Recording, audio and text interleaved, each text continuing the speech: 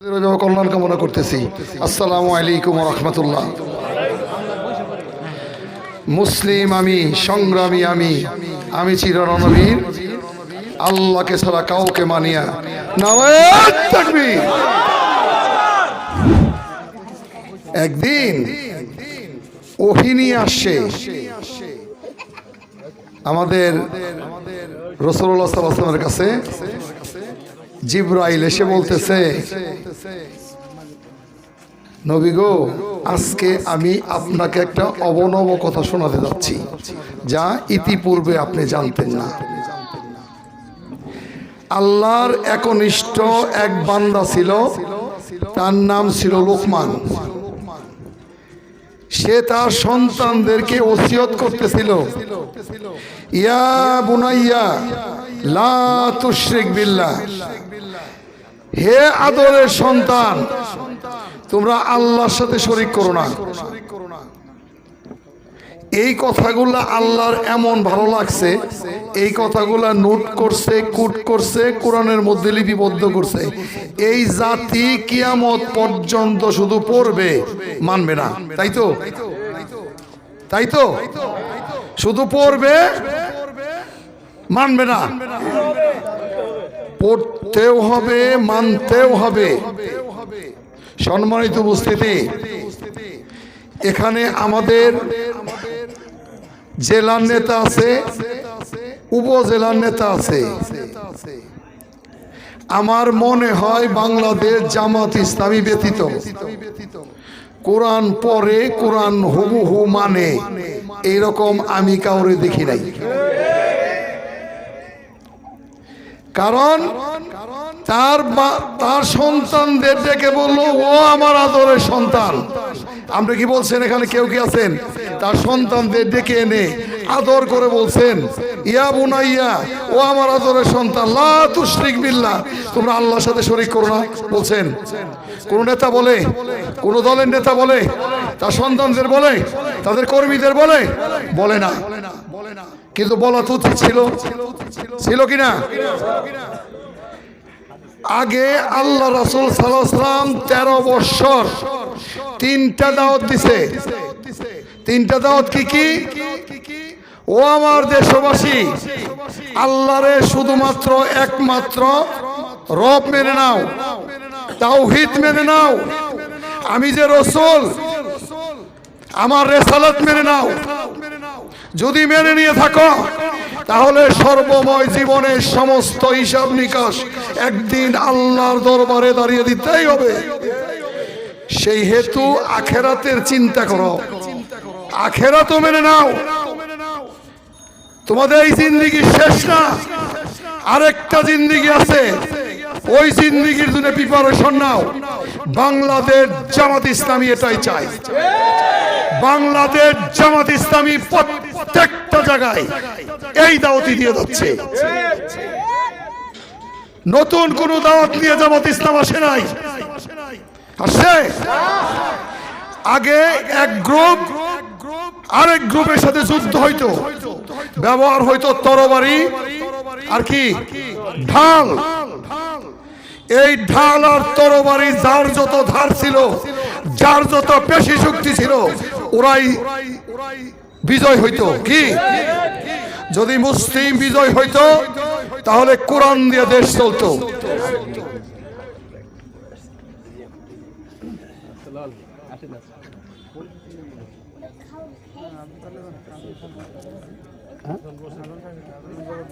কোরআন দিয়ে দেশ চলতো কিনা? আর যদি কাফের রাজ বিজয় হইতো, তাহলে 62 সংবিধান দিয়ে দেশ চলতো। সামনে সময় এসেছে, এখন আর তরবারি হবে না, এখন আর ঢাল নাই, এখন হাতে দিবে একটা সিল, টেবিলের উপরে থাকবে একটা ব্যালট। যে ব্যালটে জিতবে সে দেশ চালাবে, যে হেরে যাবে সে পরাজিত বরণ করে দেশে থাকবে। যদি মুসলমান জিতে যায়, তাহলে দেশ জিতে যাবে। যদি মুসলমান জিতে যায়, কোরআন সংবিধান হবে। যদি মুসলমান হেরে যায়, তাহলে জাতি হেরে যাবে, বাংলাদেশ হেরে যাবে, মুসলমান হেরে যাবে। সম্মানিত উপস্থিতি, গোড়ার 3 নম্বর ওয়ার্ড থেকে আপনাদেরকে প্রত্যেকের মুখে আমি শুনতে চাই, সমস্ত তন্ত্র মন্ত্র দেখা শেষ, ইসলামের বাংলাদেশ। সমস্ত দল মত দেখা শেষ, জামাত ইসলামীর বাংলাদেশ। যদি আপনারা সাহস করে দাঁড়িয়ে যেতে পারেন, মানুষকে বুঝাতে পারেন অন্য কোন তন্ত্র মন্ত্র দিয়ে এই জাতির মুক্তি হবে না, অন্য কোন আদর্শ দিয়ে এই দেশের মুক্তি হবে না, কারো বাপের আদর্শ দিয়ে না, কারো স্বামীর আদর্শ দিয়ে না, রংপুরের আদর্শ দিয়ে না, কালমাসের আদর্শ দিয়ে না, হ্যাগের আদর্শ দিয়ে না, মাউসুদের আদর্শ দিয়ে না, এবং অন্য কারো আদর্শ দিয়ে না, শুধুমাত্র কেবলমাত্র একমাত্র আল্লাহ শিখিয়ে দিয়েছেন, লাকাদ কানা লাকুম ফি রাসূলিল্লাহি উসওয়াতুন হাসানা। শুধুমাত্র কেবলমাত্র একমাত্র আল্লাহ রাসূলের আদর্শই উত্তম আদর্শ।